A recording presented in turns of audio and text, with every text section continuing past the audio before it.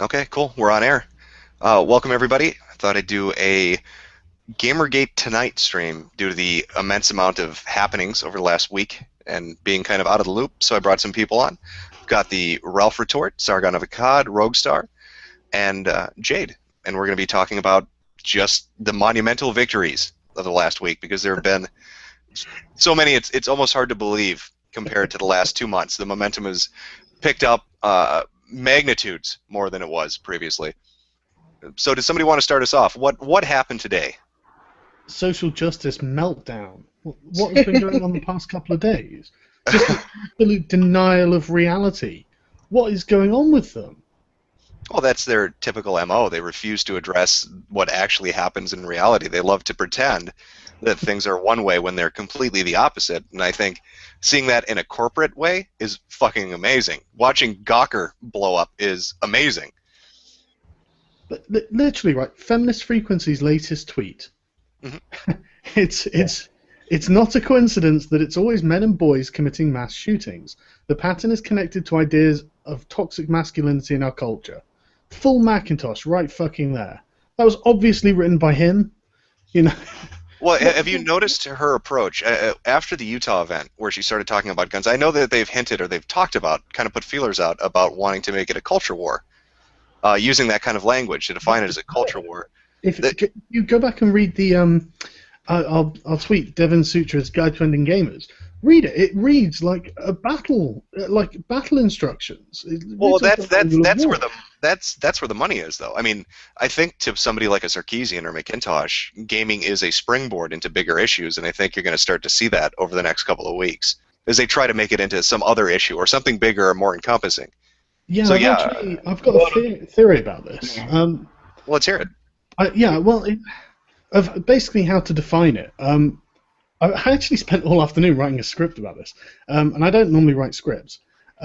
Basically, I think this culture is effectively, it really is like Marxist influence, you know, radical feminist Marxist influence, and it seems to be some sort of, you know, the sort of San Francisco Bay sort of area, because a lot of these people do always say Bay Area on the thing, and it seems to be that kind of, seems to be a locus for it. You know, it seems they always move there and congregate there. And because, I mean, it's not a feminist culture. You know, there are plenty of feminists opposed to this culture. You know, sensible, factual people who are concerned about things that aren't Marxism. And so basically they use all the sort of deceptive means that we've all seen to attain the gatekeeper position. They always talk about gatekeeping. You know, Leigh Alexander's XOXO fishing. She goes, oh, they make them. They try to be the gatekeepers of gaming, and it's like, well, it's either that or you're the gatekeepers of gaming, and you're the people who hate. You're the people who aren't gamers. So why the fuck would we want you as the gatekeepers of gaming? You know. Well, it's all about it's about control. I mean, that's in their language. That's in their toxic ideology. It's this idea of what a social justice warrior. I mean, people describe them as cultural Marxists. I've heard a lot of different terms. It's arose by any other name, but they want power. They want prestige and position, and it's a con job. It's a fucking, you know, a snake oil salesman. It's a huckster. Yeah, these people are frauds of the highest level, and I think it's interesting too. I've noticed over the last, I guess, week. I've been out of the loop, like I said, but I have seen people putting up information. A lot of feminists are coming out now and talking about social justice warriors and starting to differentiate. That I don't think people understand how big of a deal that is.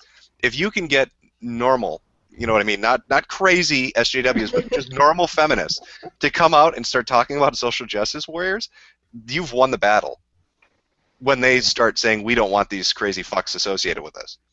Yeah, that's the thing. It seems to be like, and I don't know how else to put it, but this kind of like Bay Area culture where it's malignant, you know, it's insidious and malignant, and I think that they have reached enough of a critical mass. I mean, if you watch their XOXO talks, they are unrepentant. Leigh Alexander needs to be sectioned. I would never, if I was doing what they were doing, I would never get up and be recorded saying, yeah, I'm openly biased, I've got an agenda to push, sorry, this is a conspiracy, and it's just like, are you fucking mad? Well, isn't it shocking, too, how when this first began, and I said this at the very beginning, these people are two things: supremely lazy and very arrogant. And both of those play into their ability to leave a trail. Just they drag their ass across the internet. But they will say things no other sane human being would ever say. You have people like, was it Jen Frank at the IDGF where she had talked about giving inflated scores because she wanted people to get bonuses? Oh, that was Liana. Was that Liana? Yeah. Oh, okay.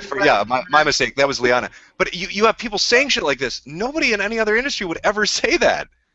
Well, just think about like what's happened from some just average gamer's perspective. He doesn't really go on Kotaku and all that much, right? So one day he goes on there, and they're on Gamasutra or wherever, he's just on, I've just got paid, I'm going to get a new game, and he sees these articles, gamers are over. Okay, well, I'm not going to go to that website. Goes to the next one. Gamers are over. Okay, I'm going to go to a different website. Gamers are over. And he's just like, man, what the hell's going on with these gamers are over? It's like, oh, there was this journalistic corruption, and instead of firing the people involved, all of the press decided that none of us exist anymore. Yeah, and how's that working out? Stephen Totillo, if you're watching this, how's that working out for you, asshole? You could have cleaned it up, couldn't you? You could have got off your fucking ass and done what an editor-in-chief does, but you didn't, did you? How does it feel watching every advertiser get stripped from your fucking website? Is that good? Is that enjoyable? But that's the thing, isn't it? Because what they're doing is they're closing ranks to protect the culture.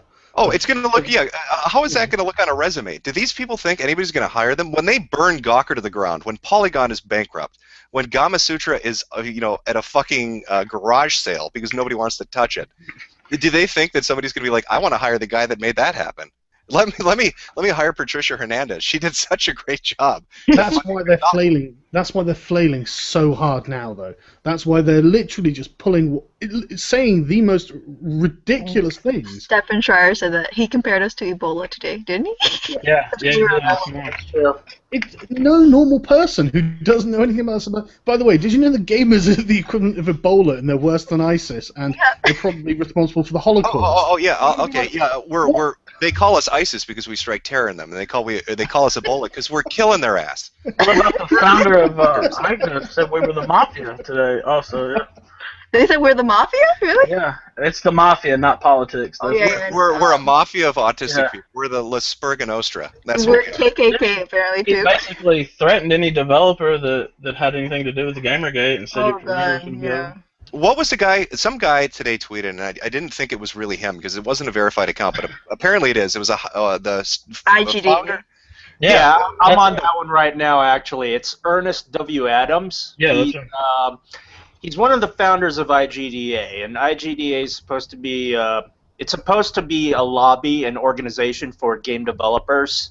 There's talks that it's supposed to be a union and supposed to stick up for game developer rights.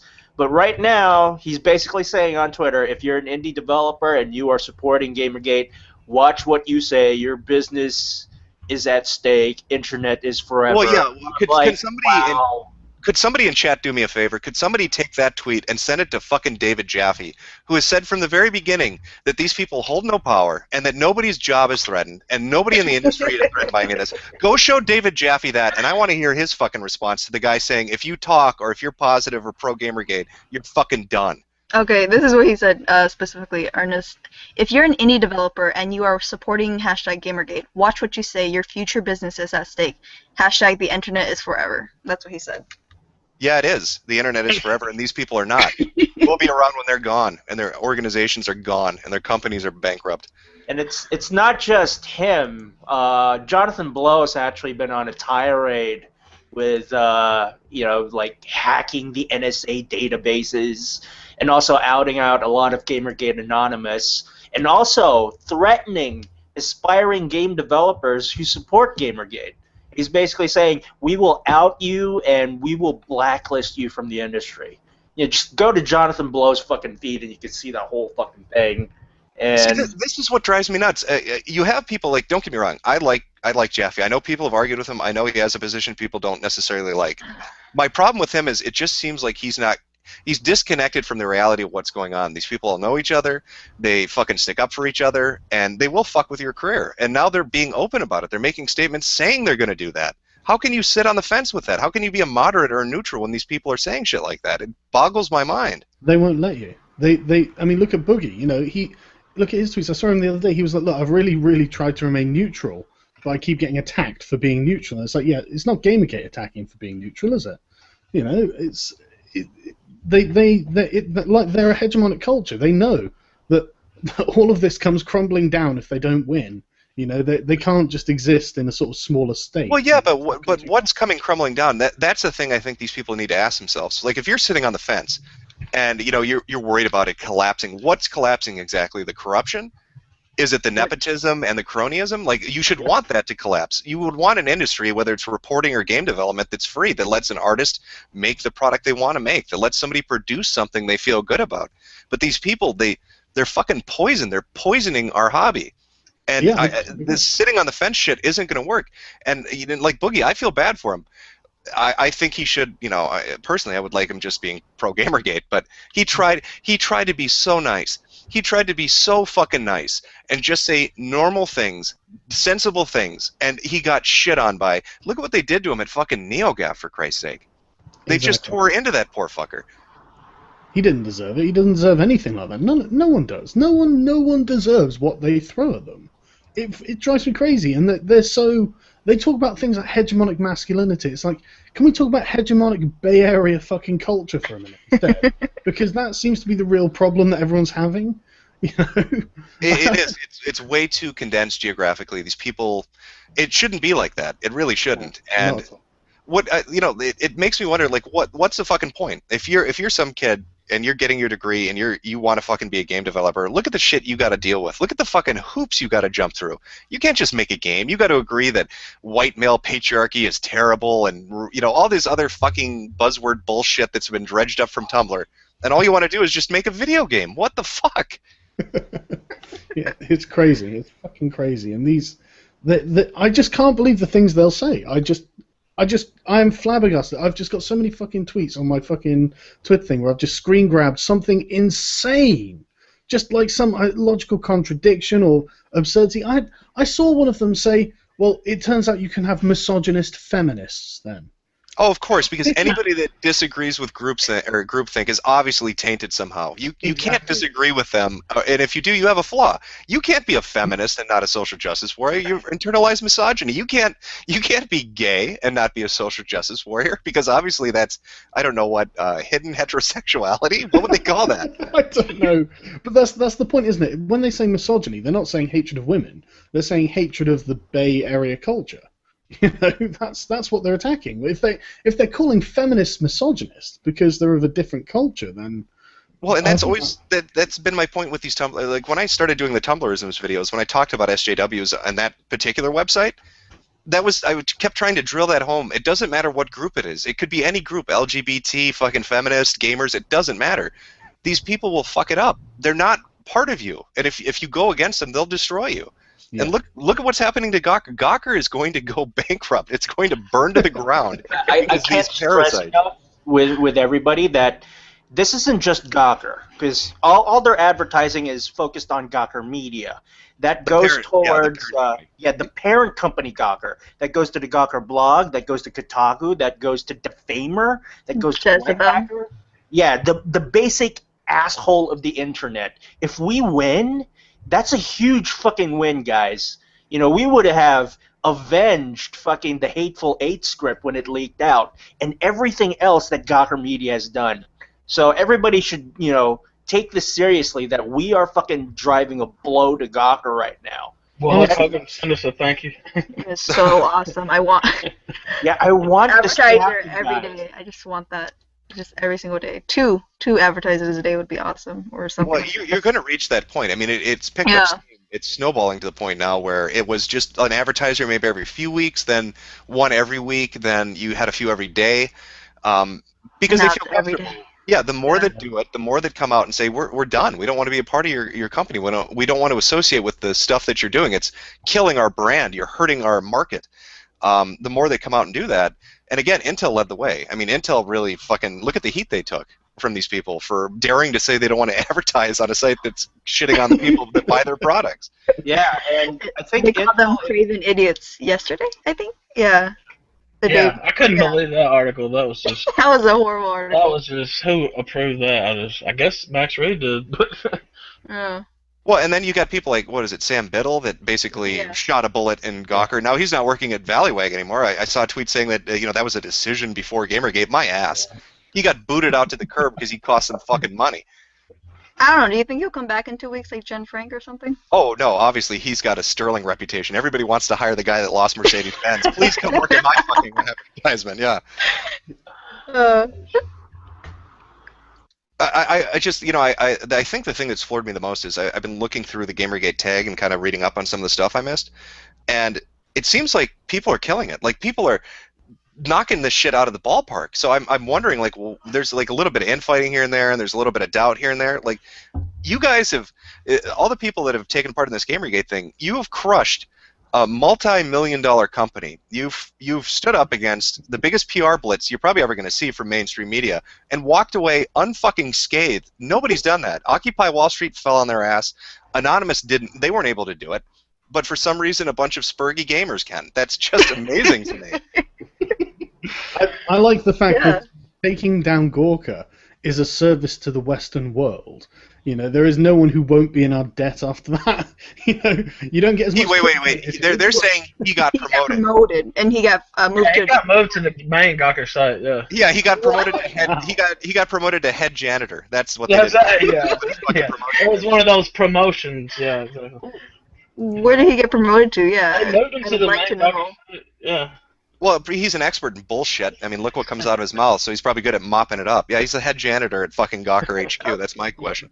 Yeah, it's paid vacation. Yeah, I mean, That's what they're Gawker saying. was already sketchy as hell even before all this, so, I mean... Yeah, with the interns not paying their interns, right?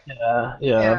They've had a lot of dirt, so it's part of that. It's catching up to them. Yeah, that was a brilliant decision, Gawker.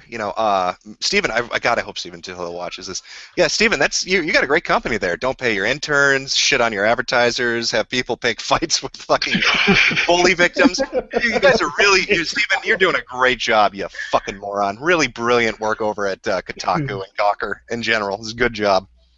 Did you see the social justice warriors advocating that a charity stop taking money because it was coming from Gamergate? Oh, are they gonna cover the cost? Like, here's an idea. How about Gamergate donates, I don't know, $50,000 to a charity, and then let them step in and say, no, you can't take it, and ask the charity instead to say, well, give us it yourselves.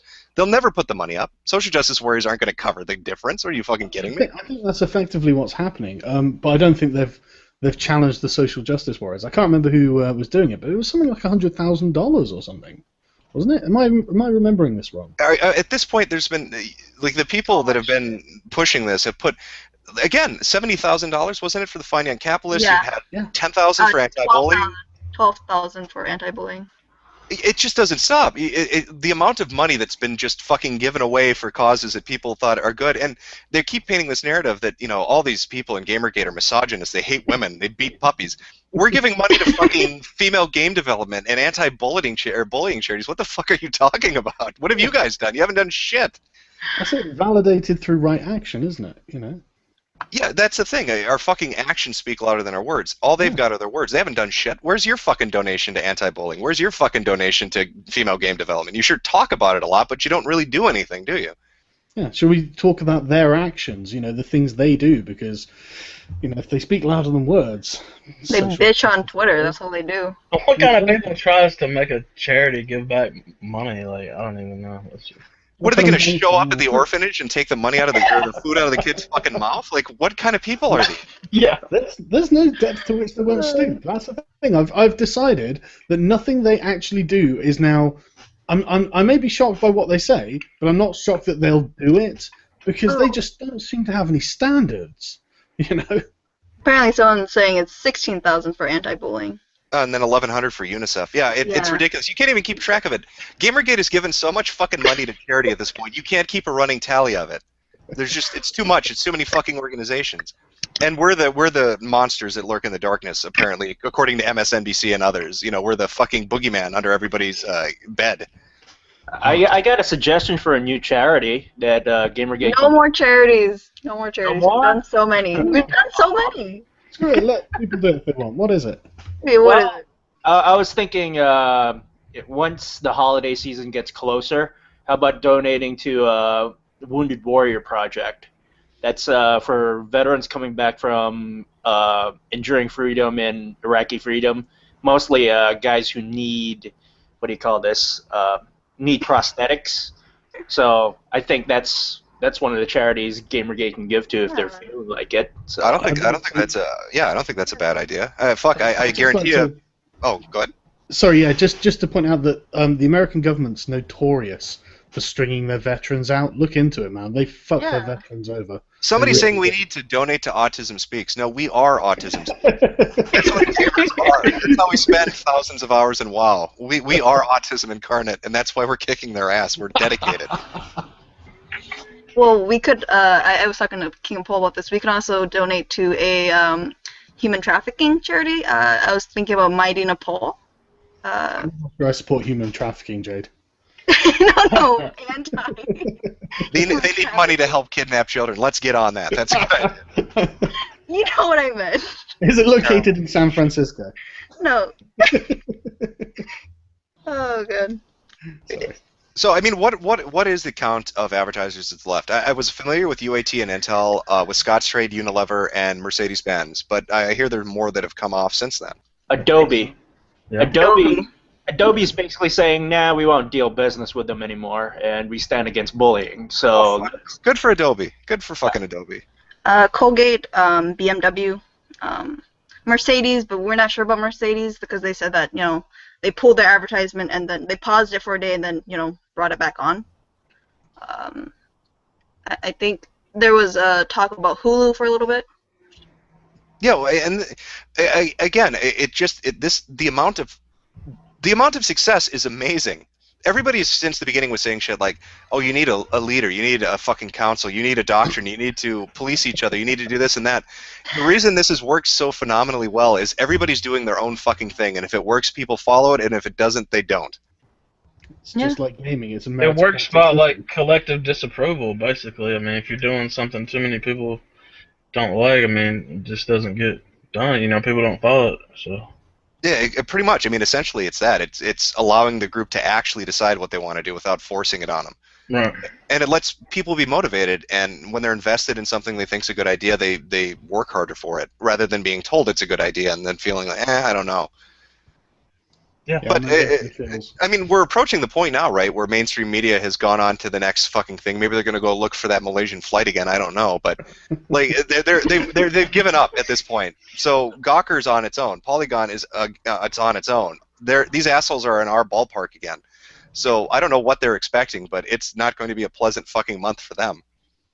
Well, it's sort of escalating on feminist frequency now, tying it back to the latest tweets when they're talking about school shootings and the latest shootings happening around and tying it to toxic masculinity. So I think we're gonna head back when fucking Columbine and the school shootings and so they're going back to Jack Thompson. They're getting back to 1999, dude. They're gonna dig up everything from Columbine again. Why can't they just leave the fucking hobby alone? Why do they have to tamper so much and try?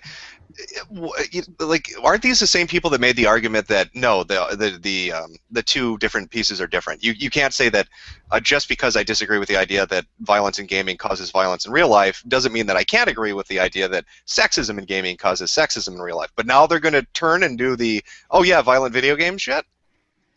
It's just with feminist frequencies tweets and at least what you discussed earlier before we streamed. They're pushing this to a national agenda. They're going to bring up the USU open carry thing and why she refused. They're going to, I believe, their next move is to drag in gun grabber issues on this and drag in the NRA and prepare for, I don't know, prepare for 2016. Yeah, they want a culture war, but yeah. I think this is why they're going to lose. And again, when you look at the makeup, I guess, of GamerGate and why it's so phenomenal, is you've got people of every political spectrum. You know what I mean? You've got conservatives and libertarians and liberals. You've got free market capitalists. You've got communists. All of them are saying the same thing, though. They don't want to inject their own political or philosophy or ideology into it. They just want gaming to be left the fuck alone.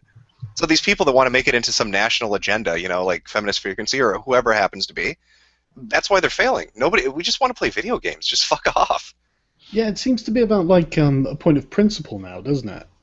Just sort of much more sort of it's almost you could almost describe it as a battle of subjectivity versus objectivity.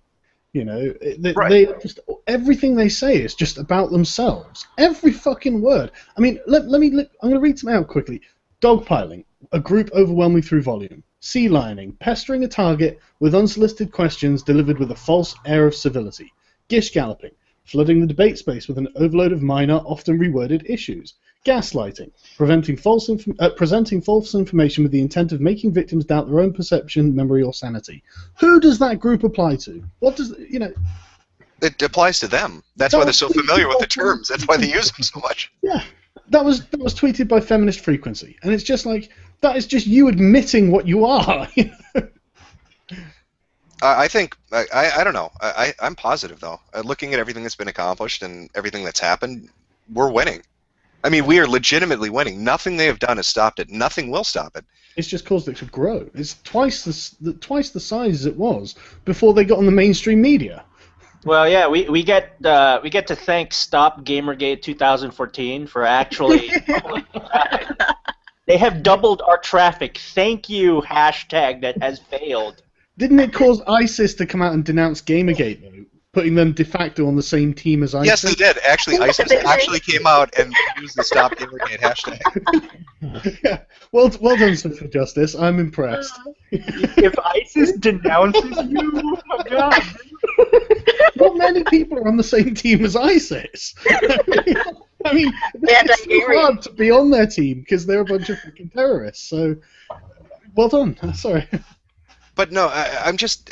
You have to feel happy. I see some people that seem kind of, I don't know, maybe a little disenfranchised or a little burnt out or a little unsure. I don't think it's really clicked for a lot of people what the fuck you've all accomplished. You've taken on things that are bigger than you with more connections and more power and more money than you, and you've stomped their fucking shit in from one end of the internet to the other. Nobody has ever done that. This is unprecedented. You don't think there are guys in PR firms right now and marketing people that teach courses like that watching the shit unfold? This is going to be fucking class curriculum 5 semesters from now. Like, don't do this because you don't want to see your business get burned to the ground. Yeah. Don't fuck with the market. Don't fuck with your customer. I've been saying for a little while now that I reckon this is probably their Stalingrad in like a wider cultural context. I really actually think that this will be a precedent for other people. Literally, like you were saying, this is what the conservatives are going to be like teaching to themselves, so they can, in their own political spheres, push back against this weird culture that just has to be in everyone's shit all the time and suck the fun out of everything. So has anybody really sat down, though, to kind of look at, I think it is an interesting question, why has this succeeded where others have failed? I mean, what do you think, if you guys had to pin it on something, what do you think GamerGate has done differently or better that has allowed it to succeed this much where others would have imploded or failed? Why did Anonymous stall up when they were going against Scientology? Why did Occupy Wall Street stall up when it was going against big banks? Hey, Total Biscuit is in chat and he wants to get on. That's what your chat is saying. Well, are they? Yeah, but my chat also asks me every other day how big my dick is and how old it is. So are we sure that's? Well, I know why GamerGate's winning. Basically, it's leaderless. It's just the sheer amount of chaos that this movement sprungs from, and the fact that we have no central organization. We're all basically on the same ideals, and we all. Actually, in the realm of GamerGate itself, we all debate and verify each other's issues. We call each other out. Mm-hmm. We don't just take each other's word for it.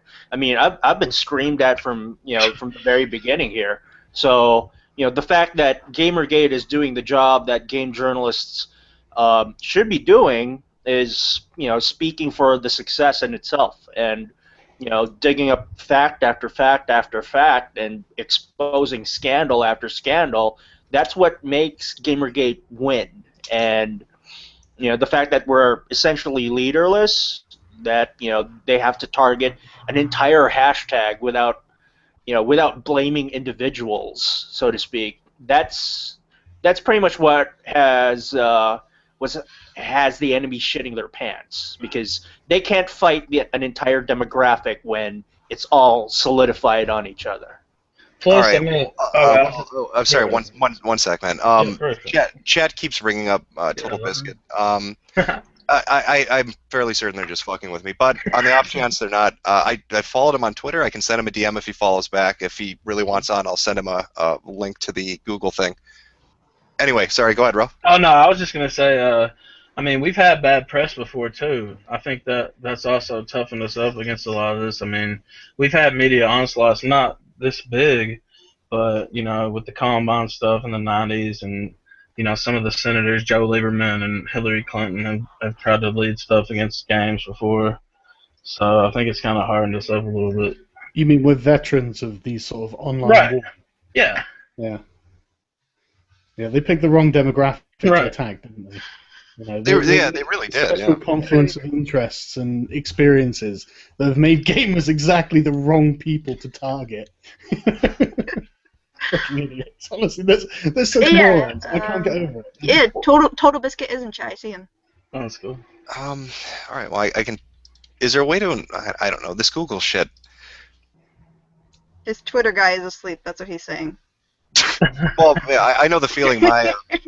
My phone girl quit on me apparently because she couldn't handle the sheer volume of people calling the architectural firm because that's where I work, or so I've been told. I think this is his account.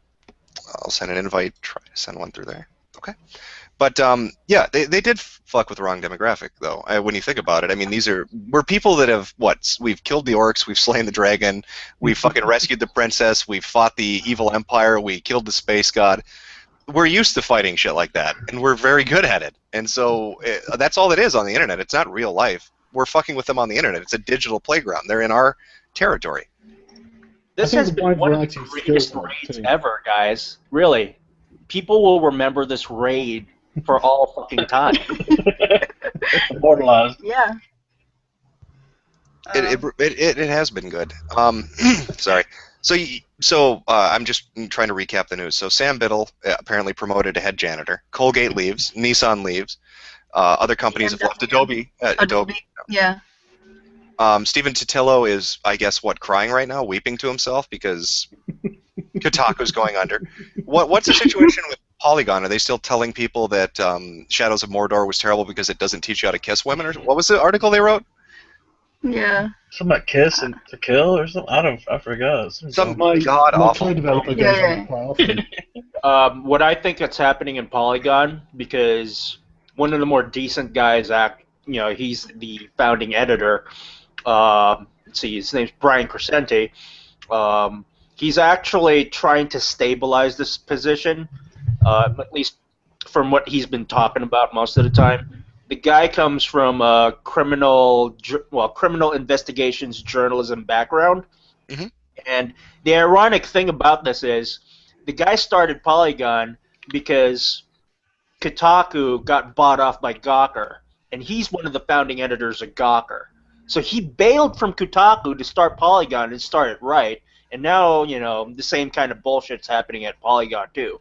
So you kind of have to feel for the guy when he's, been the founding editor for games journalism in Kotaku, and also now on Polygon, and I don't know. I think he's trying to stabilize everything and trying to fix it from the inside, because at least from my experience reading up on Brian Crescenti's work, he actually does real journalism, and I'm hoping he will step up to the plate and try to fix things. Okay, I'm sorry. People keep saying mailbox at cynicalbread.com. Yeah, I'll do it. I'm already setting it up. All right. But yeah, I don't know. I lost track of my thought there. I'm sorry. Yeah. Okay. So there was Polygon's doing what it's doing. Obviously, Gawker and Kotaku are in the shitter. What's the situation with Gamasutra? Are their numbers still pretty abysmal? They've got to be, haven't they? They've got to be absolutely tanking. Well, here's the thing. Advertisers are pulling out, and I checked the traffic rankings for Kotaku, Polygon, Gawker, Rock, Paper, Shotgun, and also Gamasutra. There's a slight bump going up, but for me, the traffic rankings don't matter anymore because the advertisers are pulling out. If the advertisers are pulling out, they're not getting money from those advertisers. So now you're going to have a higher traffic ranking, which means you're going to have to pay for their server costs, which means you have, now you have higher server costs and less income. They can have the #1 ranking for all I care. If they don't have advertisers, they got nothing to, upkeep that ranking, essentially. So, I wouldn't mind if Gawker gets, #1 ranking, but, having 0 advertisers, hey, good on them. Good on them. Do you think those numbers are real, or do you think they're inflated as a way to try to push back against It is inflated. It is inflated because it's what Silicon Valley does. You guys should Google this video. It's called "The Problem with Facebook." It's an in-depth analysis on why Facebook, likes are pretty much bullshit, and it's an entryway into basically the click farming world that happens outside the United States, where there's literally a whole bunch of firms that hire a bunch of people to click on your stuff and drive traffic up. So Google that again, the problem with Facebook. It's the same thing that, I wouldn't put it past Gawker or Kotaku or Rock, Paper, Shotgun or Gamasutra to use these click farms outside to the United States to bump up the ranking and essentially, provide fake traffic to them. Yeah, I could see that. I could see that happening. Also, welcome to the chat, TB. Hi, I'd like to talk about my long-standing axe that I have to grind with minorities. Well, I'm a minority. Well, hello, Total Biscuit. Hi. Hello. I hope you're resting, man, because, the health issues, and, it's just great for you to come along here. Hoping that your rest and recovery is doing fine, man. It's coming along. I'm constantly eating painkillers, which does make the act of debating a little difficult, but the challenge is nice after all. I could imagine, yeah. So have you been following this week's happenings with all the different advertisers and articles that have come out? I mean, I've followed this whole thing since the literal start of it, and I've read 8chan and Kotaku in action, as well as pretty much all the mainstream sites for, 3 months now, I think? So I've been keeping up with it. Yeah, it has been pretty wild. I mean, really, when you think of how far it's come along, especially with, I mean, you've got 8chan and you've got Kotaku in action really has kind of risen to the challenge of people being displaced and not really having a place to go to talk about it.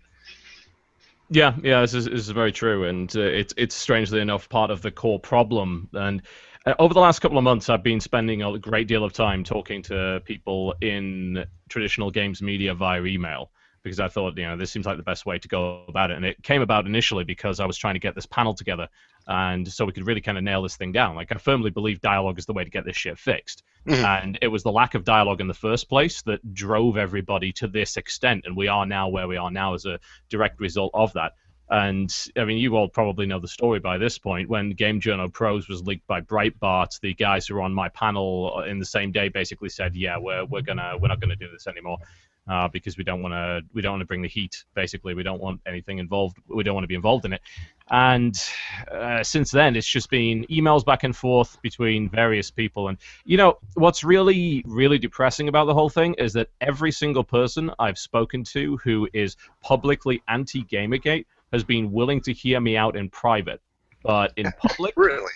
Yeah, but in public, not so much. And I've had some very productive conversations with these people, but the problem is that it almost seems like they have to put out a certain face, and I think it really is because the mainstream media narrative is this movement is entirely about harassment. Ergo, if you show even the slightest bit of sympathy towards it, then you will be labeled as a harasser. It's the with us or against us fallacy that's being consistently perpetrated that prevents these people from really engaging with the issues.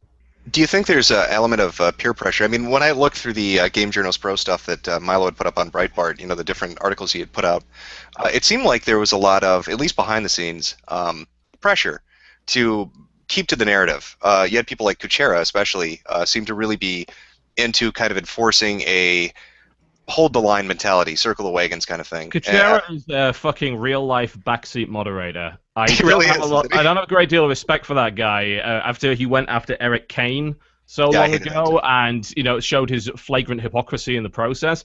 And after he wrote that stupid article about ad block, like every one of us who is running an ad-supported business model cringed when he wrote that fucking thing, because we've realized that you can't stop ad block. The only thing that you can do is discuss in kind of a calm and rational manner with people, like, this is how the business model works. I understand that you find ads annoying. Everyone finds ads annoying, but, this is kind of how we pay our rent. But I understand if you choose to use it, and there's not really much we can kind of do about it. And condemning people for it is the fucking worst strategy, because it radicalizes people. And this is what fucking Gamergate became. It is a bunch of people who didn't want their identity attacked, who ended up being radicalized, and it got to the point where people who would have never even considered listening to a website like Breitbart are suddenly thinking, maybe they have a point. And we're talking about a person that just a few short months ago, in the form of Milo, wrote a stupid fucking article about Grand Theft Auto rapists. Oh, right. Yeah. And this is what I said to these trad media guys that I actually know. It's like, do you realize what you've done? Like, do you realize the kind of people that you've kind of driven some of these guys into the arms of? Well, they fractured the market, and I think that's one of the interesting aspects of this, is they created the schism when this began. And it seemed like nobody could go anywhere. There was nobody really willing to talk about it. Nobody wanted to publicize anything about any of the happenings that were kind of taking place. And yeah, you had something like Breitbart. You had somebody like Milo Yiannopoulos kind of step in, and here's somebody who had written articles describing gamers in not very positive terms, and he'd written some articles about other things. But he was willing to at least listen to the market. He saw that these people wanted to talk about this, and he wrote about it. And it blows my mind then. You see these outside agencies writing about it and getting all this traffic talking about it, and yet they refuse to do it, and they're dedicated to gaming and gaming culture and what's happening in the gaming scene. So it highlights, to me at least, that there has to be something going on behind the scenes with somebody like a Kuchera, some kind of a taskmaster, somebody using the bully pulpit to really stifle any kind of discussion. When I had done Ed Morrissey's thing, he had sent out invites to a bunch of people to say, hey, come on and represent your side. Let's talk about this. I'll give you equal time. You can say whatever you like. And he was completely turned down. Nobody was willing to do it. That doesn't surprise me. I think that if you read what Felicia said a couple of days ago, there's another point that you can take from that, and that's she brought up this idea of being afraid to talk about it. And I really think it goes far further than that. Like, I don't think it's a case of just, I'm afraid to mention Gamergate because I'm a woman. I really think it's actually a lot of people are afraid to mention anything that goes against this very loud authoritarian viewpoint. And I've again spoken to all these trad media guys, and the thing that I brought up time and time again is like, why exactly have you not critiqued Anita Sarkeesian's work? Because here's a list of factually wrong things she said, and here's a list of logical leaps she's made. Because honestly, if you're very reductive about what she's saying, then you can come to the conclusion, oh, I mean, she just wants a more diverse cast of characters in games. And pretty much everyone can get behind that. And a lot of what she says makes sense, because frankly, she's not the first person to say it. We've been saying that we need better written characters in games and less trope-filled writing for decades. This is not a new thing. Games critics have consistently been saying this. But it's when she makes the logical leaps like the Hitman Absolution thing that really gets me, saying this is deliberately placed here to carefully concoct sexual arousal and allow for, what's the exact quote, the punishing of the representations of female sexuality. I'm like, based on what? How are you getting to that? Right. I mean, that is the kind of statement that someone who has already come to their conclusion makes before they attempt to cherry pick to support their argument. And it doesn't make a great deal of sense. And I think that one of the things that she does very, very badly is to understand mechanical context, which you cannot ignore in video games. You cannot ignore that at all. It's impossible. No great surprise. She's not a gamer. Well, yeah, and I think part of the problem with Sarkeesian is you're right. If you came out and made the statement, I want better video game characters, who's going to argue with that? Nobody's really going to say okay. But she doesn't do that, though. She she on the one hand says something like that, which most people would find agreeable, but then on the other hand says, the reason we can't have this is because obviously everything is terrible in the industry, or because the games that you like or the play mechanics that you enjoy represent hurting women or hurting minorities or hurting, you know, any kind of a group. It's weird. It's like a intermixture, an interwoven mixture of agreeable statements and then just utter tripe. You know what I mean? And that's why I think people aren't receptive to it. And personally, I think she's a con artist, but I do agree with you that some of her arguments aren't necessarily bad, but I just don't buy it. That here's what's weird about this. I think most of like feminist frequency, if you look at it deep enough, it's actually a patriarchal relationship with Sarkeesian just being a sock puppet, and everything is just full Macintosh. Because if you think about it, Macintosh is the writer, he's also the producer. So Sarkeesian is essentially just there to be a pretty face and, you know, to do what Macintosh is doing. Yeah, I don't like McIntosh because I've read certain tweets he's put out, and it's very Jack Thompson-like. It's very video games are terrible. There was one specific tweet that really got my back up, and I believe there was another one that I saw, but I can't seem to find it anymore. I don't know if it was being removed or whatever the case. And it was, let's see if I can dig this thing up. Let's see. You know, Ben Kuchera just went on a rant as soon as we started our stream. I'm sure he did. Ben Telling Kuchera everybody has that's been right now. ranting for years. If Ben Kuchera is listening to this stream, please calm the fuck down. You are not helping anybody. God, Like, you know, we've had some tweets respectful about it. conversations, but I have met you in real life, Ben, and you were pretty cool back then. Can you please stop stirring the goddamn pot? It would be just lovely if you were to do that. I would be very, very happy. I know I have all the steak I want, but if you don't get that salad bar out of my peripheral vision, I'll threaten to murder people. Yeah, he's so off kilter. Yeah, I didn't like Kuchera when the Kane thing happened, and I didn't like his reaction. There was a thread on Giant Bomb talking about what had happened, and he made an account to go talk to them, and got his ass chewed out by all the forum users, and actually messaged a mod to shut it down. Like, he's just anti. There are caps of it. He got an award. That's how you can tell that he actually talked to the moderator. You get an award or something for your first time talking to a mod, and right after he got that award, the thread got shut down, deleted. This is the tweet from Radical Bytes that really started to get my back up. It's, aggression is not the same as physical violence. Saying some games are a risk factor and increased aggression should not be controversial. Except it is very, very controversial, like scientifically.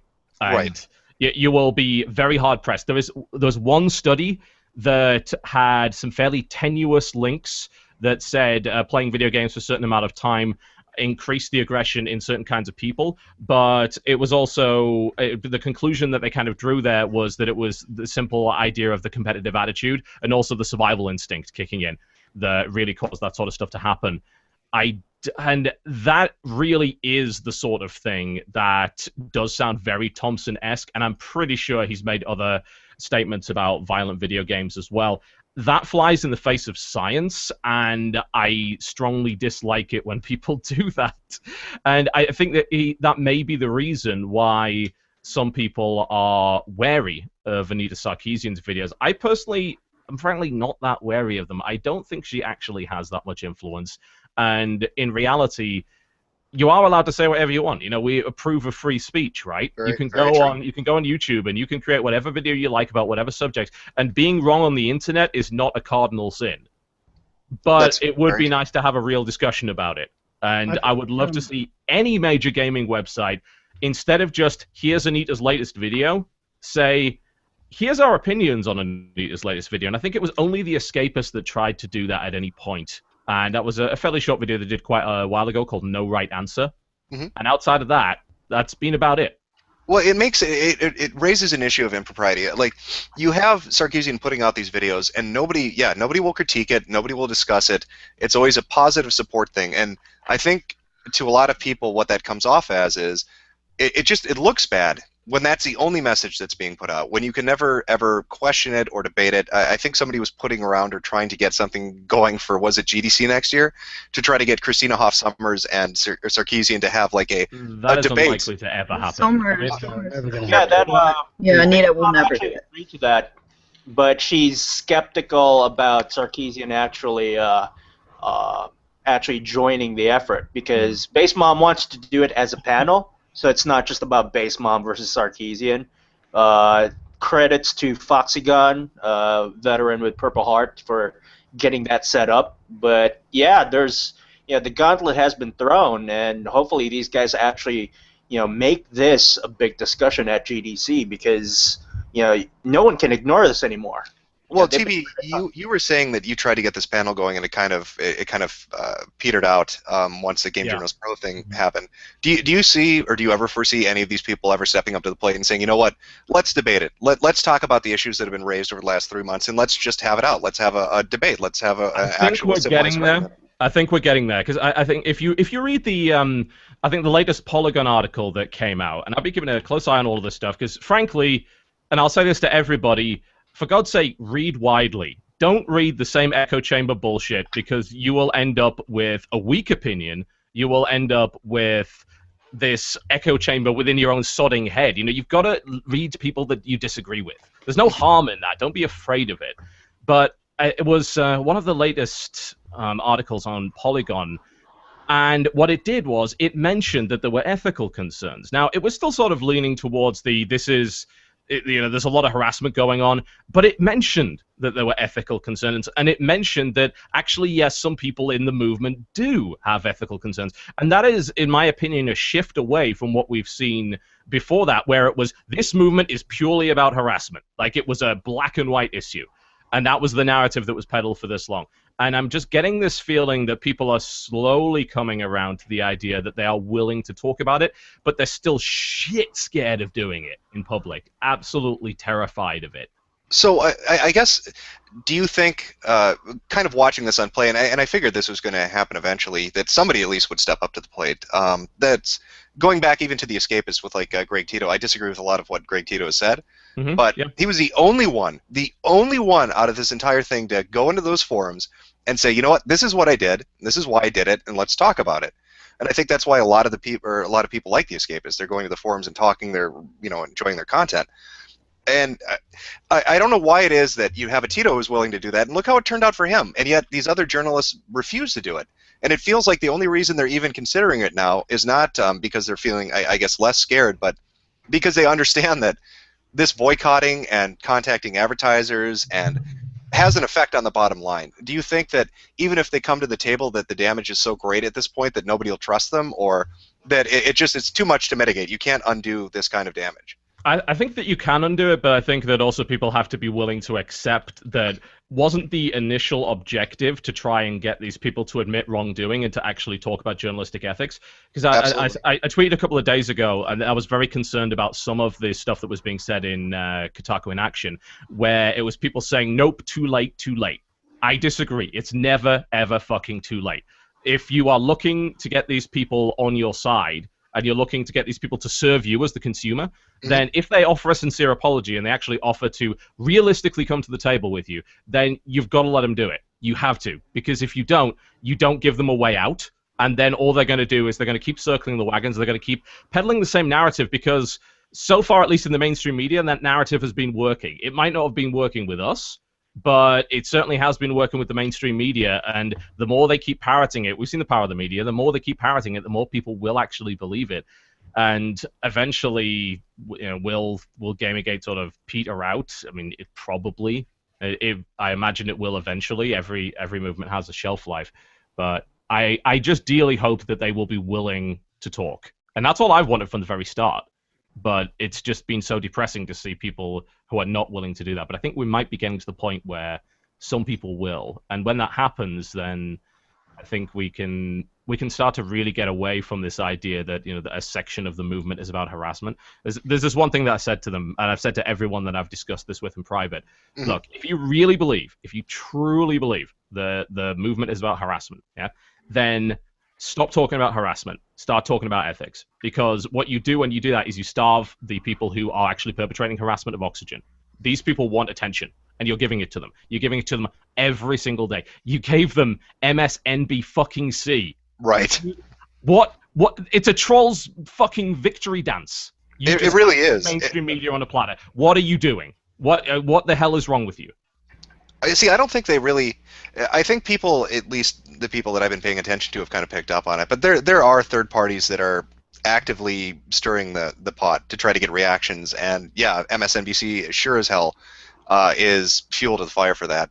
But it's weird. I don't know where this is going to go. When this started, at least my main goal when I started talking about it was I was pissed because I thought they had an obligation as journalists to cover things and to be honest and not to, do corrupt things or collude with one another. And it seemed like it just kept getting worse and worse. And especially with the fine young capitalists, that really pisses me off because you have this group of people that had something bad happen to them that involved journalists and involved game developers, and nobody would report on it. And how many stories like that are out there? Like, why are they not bothered by that? Why wouldn't they investigate that? The latest by William Usher is actually the smoking gun, and it happened at Destructoid. So if you guys haven't seen that story yet, you should. Apparently, Destructoid is caught up on reporting that involves a game developer, a live Twitch suicide, and essentially a cover-up. And followed by that cover-up is a blacklisting that happened right inside the Game Journal Pros list. Yeah, see, this can't be allowed to happen. They can't. People like this cannot be allowed to wield that kind of power.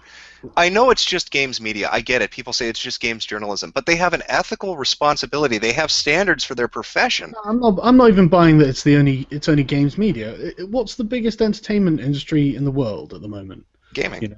Exactly, it's gaming. It's not just games media. This is fucking colossal. I really think it's important to consider exactly what we're expecting of them when they come to the table. I do totally agree with Total Biscuit here. He's absolutely right. If we don't give them a way out, I think the fact that they don't have a way out is why they've all gone off the rails and some collective. Well, no, I disagree that they had a way out. They could have done what Great Two did. No, they did. What the Escapists did. They refused it. Just to be kind of devil's advocate a little bit there, Kotaku kind of did. Like, they revised their ethical policies as a direct result of Gamergate. The problem that I currently have with them, and I've said this directly to the people that work there, is that they have not accepted the conflicts of interest that have been proven. And I'm not talking about this idea that Nathan Grayson reviewed Zoe Quinn's game. That's factually false. What we do know is that he reported on an article that was written by Jared Rosen. He effectively, he just blog spammed it, really. He just took portions from Jared Rosen's article that was sourced from Zoe Quinn regarding the Polaris Game Jam, and in doing so, plugs her game jam and her game. And this happened what could have been 24 hours before Kotaku recognized that Zoe Quinn had started to engage in a romantic relationship. And of course, we already know that they knew each other prior to that. And that simply is, you are reporting on a friend. You need to disclose that. It goes even further than that, though. What really angered me, like, Stephen Totillo came out and he first addressed the Grayson thing, and I thought it was a line of crap. We had a relationship 24 hours after, whatever. But at least he addressed it. Then he addressed Patreon. Kirk Hamilton was donating money to Zoe Quinn, and so he's like, you know what, we're gonna draw a line and say you can't personally support somebody in an industry you're reporting on. Well, of course. Right, but he never addressed Patricia Hernandez. Yes, so there was this one comment he made, and I don't like the comment because I feel that it's a cop-out.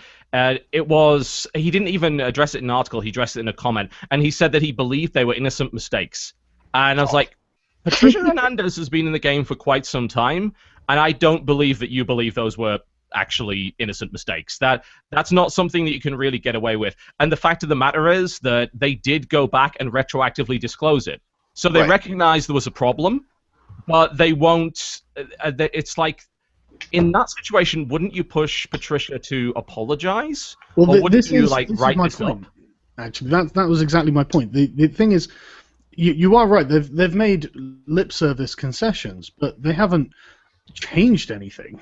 What we're looking at is required is like systematic reform. The whole thing has to be reshaped at least, because everything there is a hell of a lot going on in there that really shouldn't be going on. And Agreed. So basically, when they come to the table, a bunch of people are probably going to have to get fired.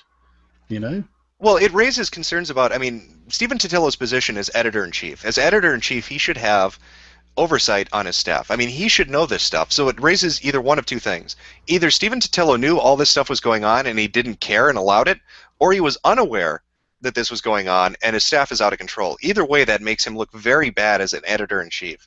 Like, he should have come out and issued a statement saying, and this isn't even really, like Kirk Hamilton with the Patreon thing, I think was bad. A slap on the wrist would have been fine.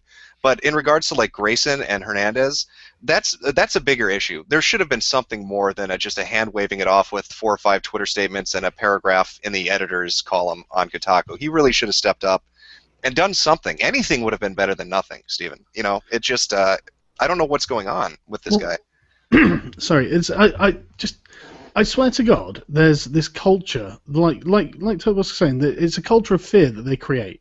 You can't really speak out against it. So the only things we've seen have been really perfunctory gestures. You know, nothing that would actually have caused Gamergate to actually end. You know, because the problem, it's the principle of the thing now, isn't it? You know, it doesn't go on for 2 months over a bit of corruption. Now it's the goddamn principle that they're all involved and they're all supporting this. How can this be going on? You know, how can they be attacking their audience? This is madness. And, you know, so they've got to, whatever culture they've generated, just watch Leigh Alexander's XOXO Fest talk. She is brazen. She is just absolutely brazen about how biased she is, how she's trying to inject her agenda into gaming, and everyone can fuck themselves. Hey, Sargon, you shared the video of Leigh Alexander's MSNBC interview. I have it linked on the chat. It's where she literally goes into a black hole. That moment. I haven't actually seen that one, I don't think. You haven't seen that one? Did I share that? Did I share that one? Yeah, you shared that one. It happens at 4 minutes and 6 seconds, and she literally just loses it. So I have it linked on the stream chat here. I might have watched it when I was in bed. Well, I agree with what you're saying, Sargon. I mean, I think the thing that I found most concerning in regards to Game Journals Pro, aside from the feeling that there are people behind the scenes kind of pressuring what you can talk about and what you can't, is I think it was Navarro who said it. Well, if they're angry about this, they're going to be angry about the fact that I'm a member of 7 other secret groups. So that's the thing. Like, is this like high? It feels like junior high school. It feels like these people treat their profession like it's junior high school. Yeah, there's a lot of jokes being made in it. It's the amount of snark and derision that really gets me. I understand that it's very tempting to engage in that kind of behavior when you're being dogpiled. And let's be honest, a lot of viewers and a lot of people just don't know what they're talking about. Right. And that's fine. But you can only really do that to a point without really starting to get people's backs up. And I learned that in the past. You know, I engaged in that fucking behavior, and it made me look like an idiot. And that's now on the internet forever, and there's nothing I can do about that. And it just seems to me that people who have been in this industry for longer than me should kind of know better. Right. It's really ridiculous when you think about the fact that, or at least, I mean, some of these are large companies. Gawker's a fairly large company. I'm just floored by the fact that nobody in PR would step in and say, what are you doing? You can't, you know, Patricia, you can't call people. I'm not sure they have PR. They are the PR. That's the thing. They have the PR skills of a spitting cobra. Well, they need to hire someone. Nick Dent needs to shell out some money and get Gawker some PR people because. Here's something that actually affects me and a lot of my peers in indie game dev. A lot of these journalists and essentially their PR, a lot of them take advantage of the anonymous jury systems that are in place in the IGF and the Indiecade. Those anonymous jury systems in and of themselves are literally a click where, you know, they can take advantage of their anonymity and they can use the system to literally drive indie game dev. And for me, you know, when people talk about clicks and they talk about this industry collusion and it's high school, it's like, yeah, that's all well and funny, and, you know, that attitude is something that's, you know, something I don't want to condone. But when it starts affecting the culture of game devs and people just trying to get in this industry, I take serious offense at it, because this is the kind of collusion that I'm trying to fight. And, you know, it's in the rumor mill, and I think it's already fact. The fact that a lot of these game journalists, they go inside the anonymous jury systems for the IGF and in the Indiecade, and they pimp out their friends. Well, and that's an issue. I mean, one of the other issues, aside from like the consumer's perspective, is the game developer perspective. I mean, you're talking about indie developers, right? Yeah. And you have all these issues that are popping up with them. I mean, what was it? I keep screwing this up. Was it the IDGA guy that had talked today and said, Yeah. The guy Yeah. and Jonathan Blow are literally on a Twitter rampage trying to, threaten indie game developers who say, "Hey, we will remember forever. If you support GamerGate, it's gonna hurt your business career for the rest of your fucking life." And I'm right? like, And that's wow. something that Hashtag I the mean, internet is forever. right, but That's that's racist. something that should not be happening. I mean, you can't have a situation where these people wield power and say, listen, if you're not on our side, if you don't agree with what we say, you're gone. I mean, one of Jaffe's arguments against GamerGate from the start was, it's not a big deal. I don't see this happening. And even when you brought him evidence, he's like, I don't see it as happening. When you had people like Leigh Alexander making these horrible statements, kind of standing as a gatekeeper at Gama Sutra. And the funny thing is, like, Jaffe puts up applications to work at his studio on Gama Sutra. So, like, if you're looking for a job, you're going to this website, and this website's connected to people that are threatening you and your career. So now you have people from IDGA and all these other organizations that are basically saying, if you're not on our side, you're never going to work in the industry. That can't happen. I think the thing with Jaffe is that like he has been in a position where he is far beyond the influence of any of these people for a very, very long time. And Right. outside of the bullshit that occurred with him and Kuchera years ago, he's kind of untouchable. And as a result, I imagine he does not view this as a particularly big issue. But I think that indies who are just starting out that don't really have that level of support, that is a big issue. And I fundamentally disagree with this idea. We're going to blacklist you if you have anything to do with Gamergate. If you can prove that that person actually engaged in harassment, great. You know what happened when the, God, what the hell are they called? Code Avarice guys, the recently threatened to kill Gabe Newell? Oh, God, yeah. Everybody Yeah. fucking condemned it. Like, gamers across the board fucking condemned it because that was someone who was actually publicly, and probably not seriously, but publicly threatening someone within the industry. Like, proven. Not even a question about it. It's not guilt by association. Actually did it. And everyone came down on him, and rightfully fucking so. And if a person is proven to be engaged in harassment, absolutely come down on them. Absolutely blacklist that person. But being vaguely associated to a hashtag that people have freely admitted that they don't really fully understand and is about so many different things and involves so many different people and is leaderless and doesn't have a set agenda or manifesto. If you're saying that being even vaguely associated with that is grounds for blacklisting,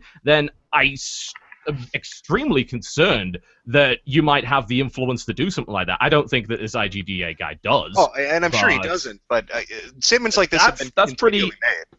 Yeah. What? Sorry. We support inclusivity. Do we? Right.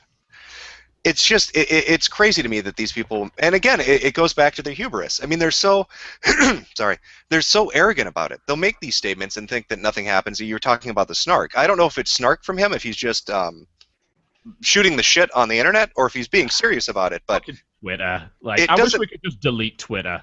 I know, right? I hate social media so goddamn much. I've had to use it for this Gamergate thing. I'm not a fan of social media. Oh yeah. Social media, social justice, social engineering. It's all in the social sphere. Yeah. But Now I understand why I'm antisocial. That's the point. I think I see why they're getting so arrogant, because there have been no real consequences for any of them. All the consequences they've endured, they've effectively chosen. Right. To play the victim, to publicize this harassment. It's all benefited them. No one's been fired. No one's been ostracized from the group. No one's been reprimanded in any way for their poor behavior and unethical conduct. well, I mean, God, look at Sam Biddle. I mean, they said he was promoted. That's ridiculous. Yeah, this is what I mean, and this is why Leigh Alexander, she literally at her XOXO Fest said, "I declared gamers are over and I still have a job." And she was like, "We must be winning, or we must be doing something right, or something like that." And it's just like, this is a culture war as they see it. They see it as a culture war. They are trying to take over. And they've got to the point where they realize that there is no one around who can remove them from their positions. So this is why gamers have got to go beyond them, go to the advertisers. Well, yeah, that's why they're removing the sites. I mean, that's going to be the end result, and it's going to. These people are hurting their own peers. Oh, they're idiots. They're idiots. It's unbelievable. They've got no sense of self-awareness at all. You know, they have no idea how they look to people who aren't in their clique, and because they live in their little echo chambers, all they hear are the same.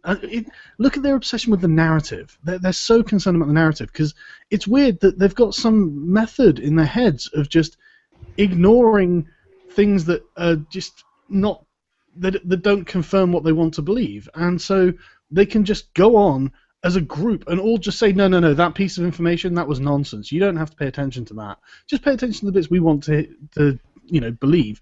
And then as a group, we're all completely justified in anything we do. I can't explain it. Hell, I mean, you'd think if you wanted to make some ad revenue, considering these websites are making fuck all money, you'd want to write as many articles as possible. So why don't you try looking at it from the other side? You know, that's a good way to make a little bit extra dosh. You know, give that a shot. I don't know. I do think that eventually, at least some sites will be forced to acknowledge some issues like this. And it's really weird that we see IGN, who I viewed for the longest time as the kings of corrupt games journalism, actually writing a reasonable assessment and saying, look, yeah, we see this harassment going on. And there is harassment going on. But they didn't point out specifically who was doing it or towards whom. There is harassment going on towards everybody. It is associated with the happenings surrounding GamerGate. It is not endorsed by GamerGate, but it is occurring regardless because that's what happens whenever there's any controversy. Unfortunately, controversy breeds hostility, which breeds harassment, whether you like it or not, and you've got to be extremely careful when dealing with that stuff. But I really do feel that the games media has done a terrible job of de-escalation. In fact, they've done the exact opposite. They really have. I've never seen a group shoot themselves so hard in the foot. Everything they could have done wrong, they did wrong. Instead of apologizing or addressing the issues, they didn't. Instead of having open conversation, they censored. Instead of trying to resolve any of these problems, they just kept bringing up more. It's like they couldn't help themselves. They felt so secure. I'm so curious about that. It's like they could have profited from this. If we're just thinking about bottom line, right? If we took a neutral stance and addressed both sides of the issue and let people fight over it, drive more traffic to their sites. We could be all here looking at Kotaku right now, but we're actually boycotting Kotaku, and we're taking away their ad revenue. That's why it feels like it's ideologically driven. Because you're right. It's absolutely ideologically driven. There is no doubt about it. Because they could have made a huge amount of money. Yeah. Absolutely. They're such goddamn fools. But no, this is absolutely ideological. There's no getting around it. There's no getting away from it. And I mean, I never used the phrase cultural Marxism. I never used it. But if you just look into academia, they do readings of Edward Bernays, the guy who coined the term public relations because propaganda was a dirty word. I literally was speaking to Shira Chest from Digra, and I was like, look, are you actually Marxist? And she was like, yeah, we're all Marxist, effectively. Adrian Shaw was like, what is this, the 60s? Like, Marxism isn't a dirty word. And it's like, it just doesn't work. Everyone knows it. And so it's just one of those things. It's like, right, okay, they are actually pushing the ideological agenda. I mean, in the Playful is Political, you've got Adrian Shaw saying, what have we done to get feminism into games and push our agenda? And then you've got Andrew Grant Wilson saying, look, I know you're all talking about signal boosting, but what about when being publicized on Kotaku is actively a bad thing? What then? And none of them had an answer. They just did not understand his question. And it was just like, that is exactly, they're blinded by their ideology, and there is no way they're going to admit that they're wrong. I really don't believe they're going to. Do you think it's a situation like a fox in the henhouse? Do you think that it's one or two ideologues that have convinced the others to kind of go along with the narrative, and against their better judgment they have done that? Or do you think that it's hard for me to imagine that every one of them is like that? I really don't. I think it's worse than that. I think that these I mean, they're all young. They're all so goddamn young. They're all the same age range. So I think they've probably been sold up the river by the educational system and been given people who were probably supposed to be good mentors and weren't. I mean, I'm not saying that they're all, died. Oh, no, I'm sorry. I should have been more specific. I meant in regards to the games journalists, because I feel like a few of them buy into a lot of. I feel like a few of them are really heavily ideological, and that's what flavors their writing. But I think that they impose that or force that on others through their kind of back channel meetings or their groups like Game Journals Pro, and it's like a fox in the henhouse. It's one or two kind of controlling it. That's the vibe I got, at least from a person like Kuchera, who I personally really dislike, to be honest. But I think that the game journalists are the very bottom of the pile. They are the least educated, they are the least informed, and they are the least important from their perspective. From our perspective, obviously, they seem massively important. But they take their marching orders from academia. Look at the gamers are over. You know, a bunch of them linked directly to Adrian Shaw's article from 2011 saying gamers should die because it's just white men. And the thing is, because these people are such authoritarians, everything they do has got this authoritarian mindset. And all the people in academia are saying, well, I'm a professor of God knows what, gender studies course, so you need to listen to me because I'm a professor, and I've done peer-reviewed studies that are not peer-reviewed correctly in things called like the Fembot Collective, where they're peer-reviewing each other's papers. And it's just like, this false authority is what they're using to talk down to people. And I think you're absolutely right. I think that it's certain individuals in the gaming press, but that's because they're on the bottom rung. You know, it's actually, going on that topic about their papers, it's actually not peer review. It's usually the citations on some of these papers and some of these research, they go back and cite their own papers in the past, or they cite papers that come from their own research group, and then they publish it to things like Digra and all these other conventions, especially the GDC. Most of the things that say games research on it, they don't actually have a wide depth and wide coverage, and they don't actually address other people's papers. They're usually just there to pump out the paper, publish, and say, oh, look, I'm a published researcher. That peer review statement, though, from that Diger group, I know it's a bit off topic because we're talking about the Game Journalist Pro thing, but when they said they disliked peer review, that blows my mind that somebody in academia who writes and researches and does all of this. I know there are problems with the system. When I did the stream with Thunderfoot, we kind of talked afterwards a little bit about peer review, but it floors me that somebody would say that peer review is bad, that they should get rid of it so you can write whatever you want, and then just use the authority of a degree to basically push forward an idea was just mind-blowing. It's absurd. It's absolutely. I mean, it's the pillar of scientific legitimacy. It is what gives science the authority that it has, and they just want to completely subvert that. I mean, what would Richard Dawkins say? He'd be like, what? He'd be shocked, surely. And, yeah, most definitely. That's what I mean. These are the sort of people we probably need to start contacting next, really, and be like, I've actually got a direct example that I'm going to be putting into a video of how they've taken a scientific study that was done by actual scientists about spatial awareness. I didn't find this research, by the way. This is one of my researchers that found this, and he was amazing. Seriously, these guys are, and this has just been guys saying, hey, look, I really want to help out with this because this is just there is some dark stuff going on, and we all need to know. But basically, they found this. They've got the scientific paper about spatial awareness, and they found that people who played video games a lot had very good spatial awareness, and people who didn't play video games a lot didn't. And it just so happens that video games are the sort of video games that improve spatial awareness are far more often played by men than women. It's just the way it is. But it didn't say that's not to say there weren't any women who had the excellent spatial awareness that you would expect from playing video games, and there weren't any men who on the other side. And they specifically say in the paper that this isn't a gender issue; it's effectively a practice issue. And this paper, I can't remember the name of it off the top of my head, but this paper was cited in a Digra paper called "The Hegemony of Play," where they literally say the spatial awareness of spatial awareness is gendered. So it's specifically split between men and women, and it's like, no, that is wrong. That is factually wrong. And it's such an easy spot. It's literally in like the abstract or something like that they state that, and it's just, and no one has fact checked it. Absolutely no one. And this is the thing. They create this bullshit in their little think tanks, and then they pass it down to people like Leigh Alexander. That's why she calls herself a megaphone. Lifshitz, Macintosh, Leigh Alexander, all these sort of people, they don't work directly in the press, or maybe they do, but not very much, But what they more are is sort of effectively what we are for GamerGate. We're the ones who are presenting ideas like megaphones, But our ideas are effectively peer-reviewed by everyone else. You know, their ideas are talked top-down. This is how it is, so memorize it and walk in lockstep, you know.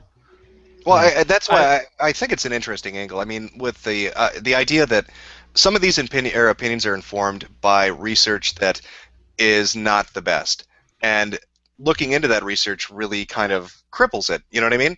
Being able to say like you did, like we looked at the information. They're pulling out a sentence from the abstract and misrepresenting what it actually says, and then it's getting parroted by people writing articles saying that gaming is dead because you're all sexist, horrible people.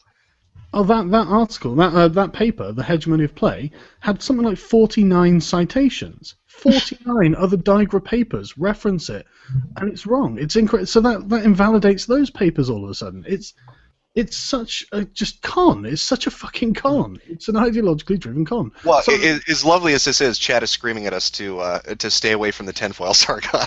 It's not tinfoil. No, this is not tinfoil. This is Operation Digging Digra in action. There's a lot of Digra people who are actually begging Sargon of Akkad to do what he's doing right now. Apparently Twitter is down too.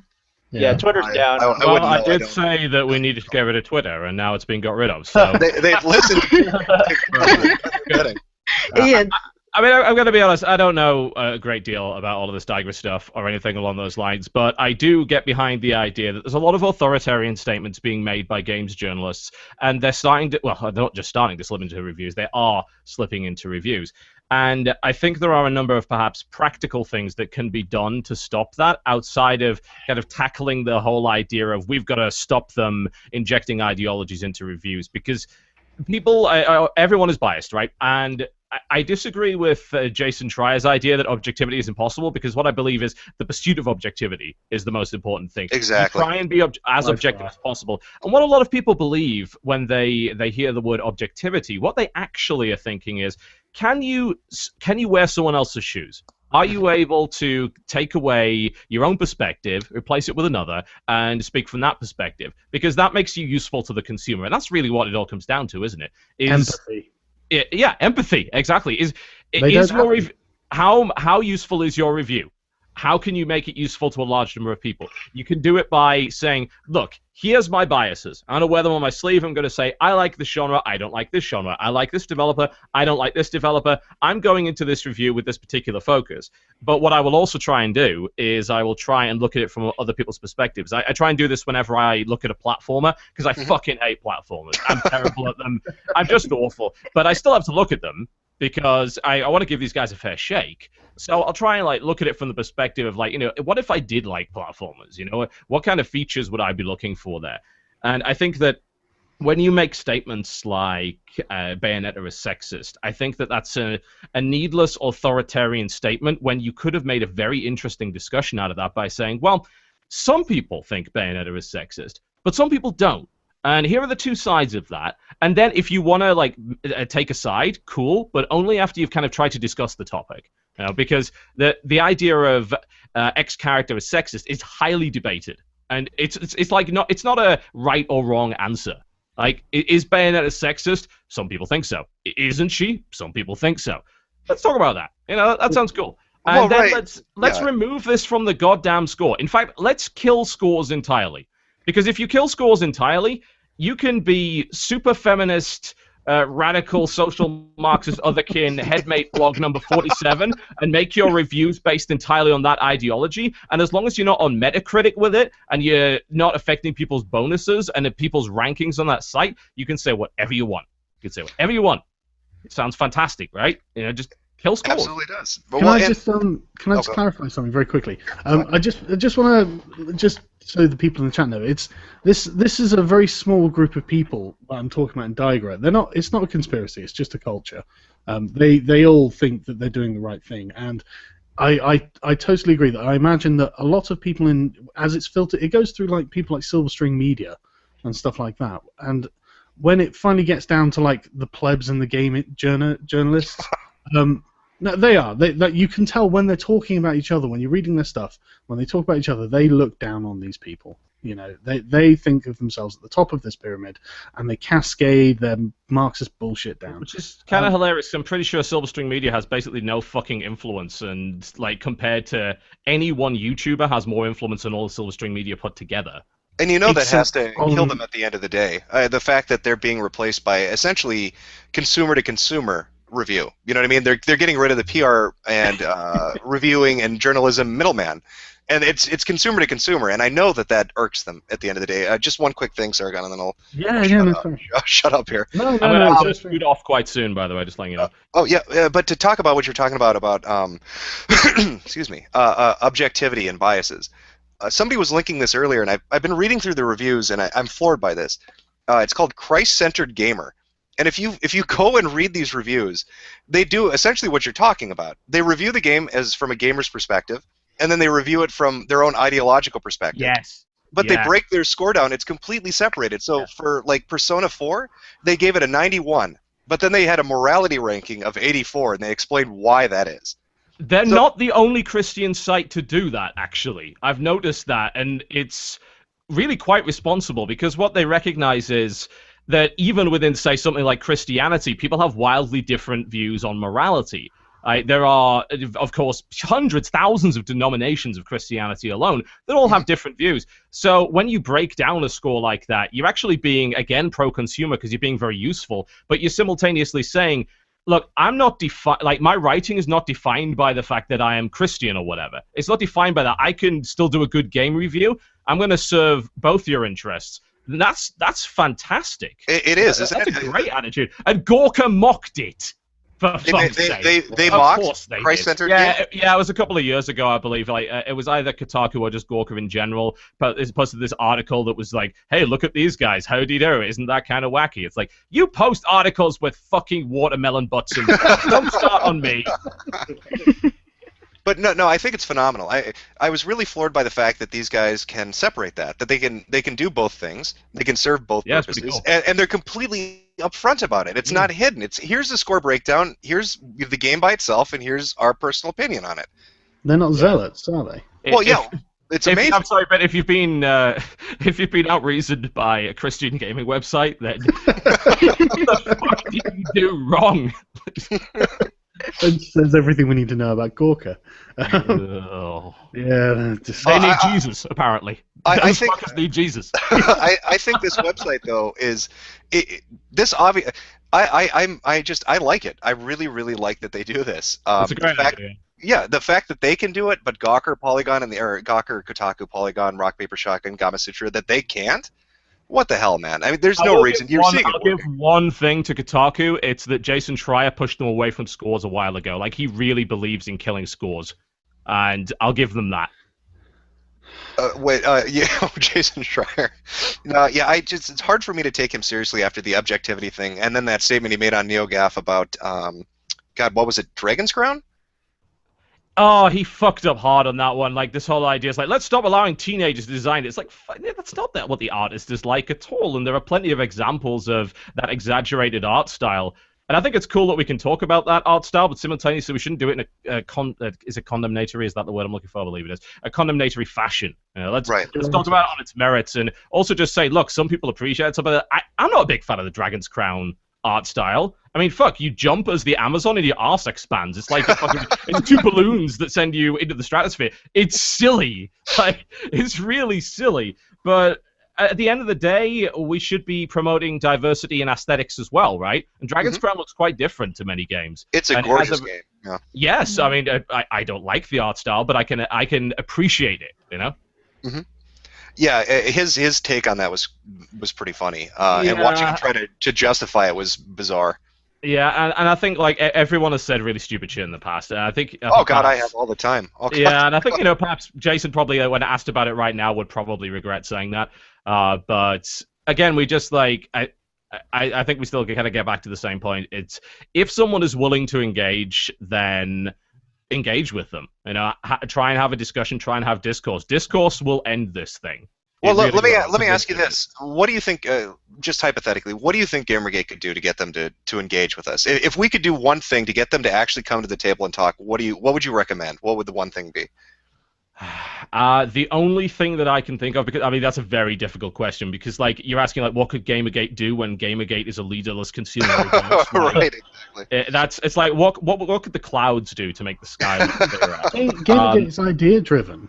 You know, anyone who says a good idea that can get passed around. That is very true. Yeah, I can. The only one thing that I would do is that I think there's maybe a little bit too much of the whole you said something a little bit different, ergo you're a shill thing going around. I think that's potentially harmful, and I think that ties into the whole it's too late for you to talk to us anymore idea. I really think that needs to be rejected. There's no doubt that there are shills, absolutely, but what do you do to trolls? You starve them of oxygen. You don't give them ammunition, and you got to be very careful not to take out someone in the crossfire that really actually might really want to discuss something with you. I think do it. Take it as an opportunity to win hearts and minds. And even if you don't convince that person, maybe you convince someone that was listening to the conversation. It's the good old internet argument principle. You never try to win an internet argument with another person. You try to win over the people that are watching. The other guy's never going to. Exactly. It never wins. You'll never ever convince anybody of anything. Anyway, I've got to bail, guys. Thanks a lot. Hey, thanks for coming by. I appreciate it. Yeah. Really nice to meet you, man. Yeah, no problem at all. See you around. Have a nice one. Bye-bye. I believe we're, I don't know, just to, I guess, jump off on where TB is saying and this whole discussion about bringing them to the table. Mhm. It's been week 11 by my count. Week 11, they have done nothing, and we're burning their advertising. So I say we just keep going. There's no more table at all. That table has been burned down so much, and there's so many olive branches that people offered. Well, And what about the people though that have been silent about it? I mean, there have been certain people at certain sites that you are noticeably staying away from it. Do you think if they were to just come out on their own and say, "Listen, we're not a part of this either side. Let's talk," do you think people would accept that or reject it? I think most of these sites that have been sort of neutral on this and trying to calm this down are doing the right thing, because they're just waiting for the loud Okay, let me say it like this. What if the Dorito Pope said, "Hey, GamerGate, I want to talk to you. And, let's have a conversation. Do you think GamerGate should go to the table with the Dorito Pope?" Hell yeah, Hell yeah. really, hell yeah. The Dorito Pope hat. I don't think it'll ever happen though. Jeff Keighley, you need to do that. We will go to the table with you. All of GamerGate will talk to the Dorito Pope if he asks. Yeah, I mean, it's going to be on the table of game devs and at least some rational sites in the future. And there's already, alternative markets and alternative sites popping up. The Ralph's one of them. And Niche Gamer is also one. There are a lot of them. There's a lot of them, yeah. That's GameStop, one of the main Ralph, things, yeah. Gamer, Ralph Retort, all of them. Yeah. Establishing Yeah, an so- alternative media, yeah. so in terms of, bringing Gawker or Vox or Gamasutra to the table, I don't know. That's long gone, dude. But for neutral people, I mean, we don't even need more pro-gamer-gators at this point. I say we just need to find people who are neutral and, who are questioning the topic and bring those guys to the table. So... I mean, How did this happen? Why is it so religiously themed that everybody? You've got Christ-centered gaming doing fucking game reviews the right way, and you've got the Dorito Pope is a fucking good guy in all of this. What the fuck is going on the internet? I don't know. Bobby Kotick. Bobby Kotick. Bobby Kotick is been fucking. Bobby Kotick is right, and $3.3 million. I mean, it's a paradigm shift. I'm just going to toss that weird big word out there. It's a paradigm shift, and it's a reformation. And a lot of this has got people questioning what exactly is happening in the gaming space. A lot of these scandals that are bringing to light are making people question, hey, why did I read Kotaku all those years, and now it's all a bunch of fucking bullshit. So in terms of what's happening on the web, and what's happening in GamerGate, a lot of people are asking questions. And, because they were asking questions, they got shut down by the same group of freaking people. And here we are, week 12, advertising money is, burning away. So I say we just keep going. We can make this last years, guys. I'm not I afraid. don't know if I want it to last years. I'm hoping it'll only last like 1 more month, actually. I mean, I don't know. That I just want a this will couple end, people man. fired, but This really isn't actually that unusual. In fact, it's kind of unusual that this sort of thing isn't happening more often. I mean, the Pope has called a crusade on France before. You understand? That's very true. Well, we could have our Pope call a crusade against Kotaku if you want. No, but seriously, that's exactly the point. You get problem cultures that spring up, and societies do have to sometimes take quite radical steps to remove them. I mean, the Pope calls a crusade on France. That sounds ridiculous until you realise it was a heresy that took root and formed a new culture and was pushing outwards.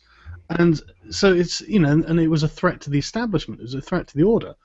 And so that's kind of the situation we're finding ourselves in now. And that's why I talk about the Digra stuff, because it's just to provide context. I really don't think we need to do anything about Digra, because as soon as we... Don't get me wrong, Sargon. I like that you're looking into it, and I do think that there's academic influence, and I do think that touches on a lot of the SJW stuff. But I just like bringing it up because the chat always freaks out over it. So I was teasing a little. No. I'm not even getting defensive about it.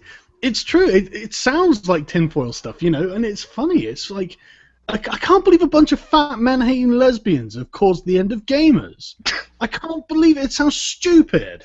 We're through the fucking looking glass, but it's happened. So welcome to the internet, the craziest fucking place on earth.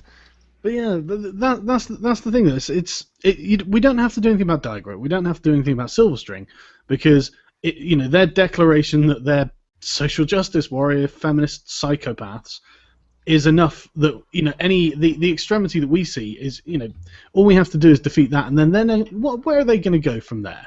Who's going to be like, oh, you're from Digra? No, we're all right. We don't need to do that. They're just going to wither and die. Yeah, we know about your peer review system. Thanks very much. We don't need that paper. So we don't need to do anything about them. But it's important to be aware of them. Just because this does have a larger cultural context, and it's going to be a precedent for other spheres of life.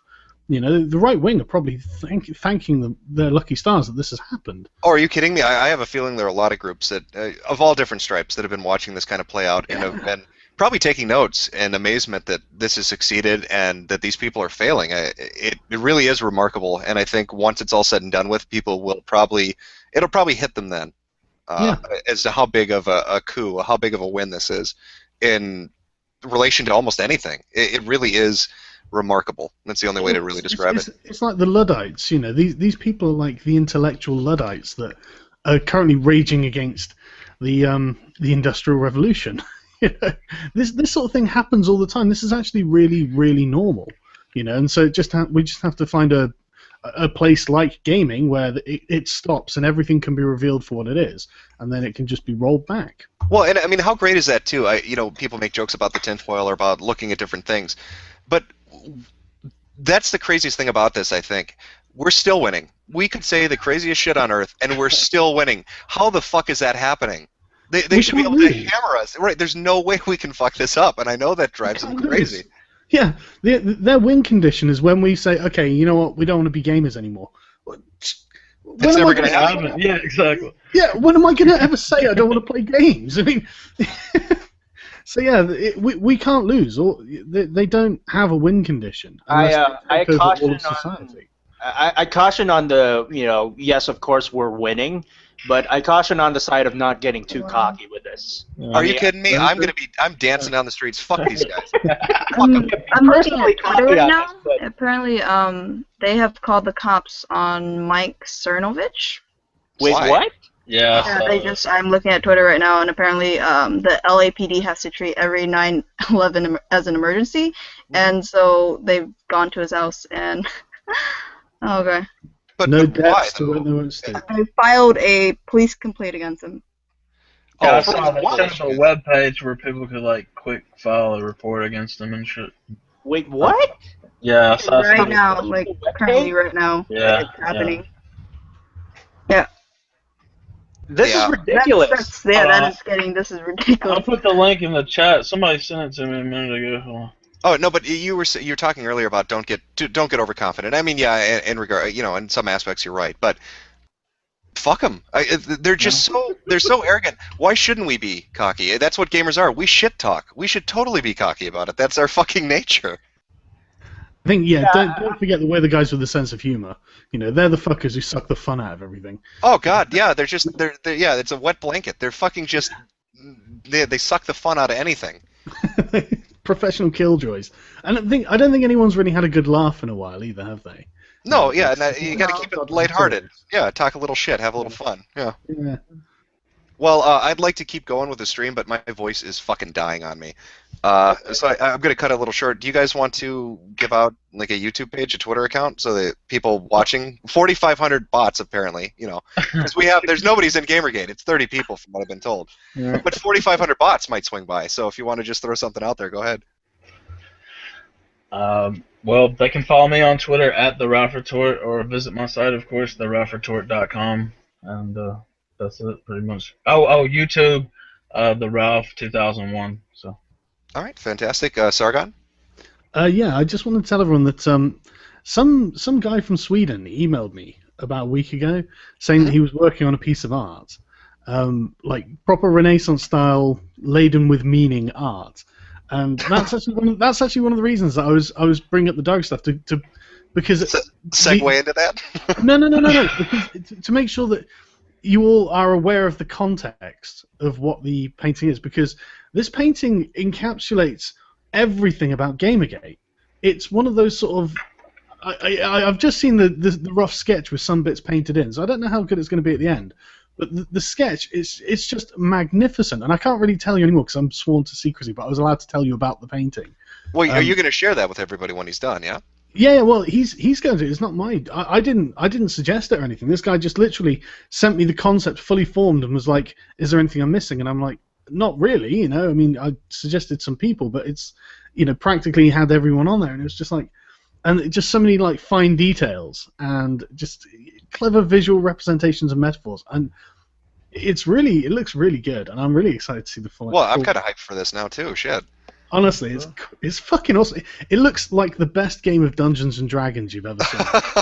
I'm not kidding. Wow. Honestly, it looks fucking awesome, and I shouldn't talk it up too much because it might suck. But I don't know. You know, I haven't seen the finished product, but I honestly didn't have any real input in this at all, and I'm just like, okay. I'll keep it I'm sure it'll turn out great. Yeah, everybody in the chat's going Sweden yes. It'll be a Sweden yes portrait. It'll be great. No, it looks really good, and I'm really looking forward to him. Yeah. Well, awesome. Yeah. You gotta retweet it or share it wherever he links it so everybody can see this. Speaking of retweeting, do you want to give your YouTube Twitter out? Oh, Sargon. I'm the only one. I don't even remember my own fucking addresses. But the thing about this painting, right, is that if it comes out well and if it looks good and everything, and I'm sure it will. I've seen parts of it coloured in. It looks fine. It's one of those picture says 1,000 words thing, because it will show everyone exactly what Gamergate is like from the perspective of the gamers in just one image. It's so fucking good. Well, shit. All right. Well, fantastic. Roguestar, you wanna throw? Just to link to another stream for people who interested in going to it. The Extra Life charity stream is now live, and I'll put the link here on the stream chat. I guess someone wanted to bump that. So okay. Another charity stream going live right as this one is ending. Oh, good. Then we won't be dipping into their thing, so they have a good amount of bots watching apparently again. Yeah, nothing but real. For all the robots and the fake accounts and trolls, you can follow me at Roguestar Games with a Z at the end on Twitter, and help I guess fucking perpetuate the hellish hate machine that Gamergate is. So. All right, fantastic. Jade, do you wanna plug something? I just want you guys to remember to email if you can, and it'd be awesome if you guys emailed Hulu, Wolfgacher. That'd be awesome because Hulu seems like they're gonna pull out. And that's basically it. I'd agree with that too. It seems like the boycotting and the emailing and the contacting advertisers has had fucking remarkable success. I mean, if you're not doing it, you really should try, because the shit that's gone on this last week is unreal with the amount of people that have responded to that. Emails fucking work. All right. Well, thank you everybody that came out to watch. Again, thanks to Total Biscuit for swinging by. Obviously, I'm sure everybody in the chat knows his fucking Twitter handle and YouTube, so that should be good. But yeah, we're gonna close it up there then. All right, thanks, Thanks chat. for inviting me, guys. Yeah, thanks, man. Appreciate it. Yeah, again, thanks everybody for coming out. Ralph Retort, Rogue Star Games, and Sargon, Jade, everybody. Okay. Bye, guys. Bye.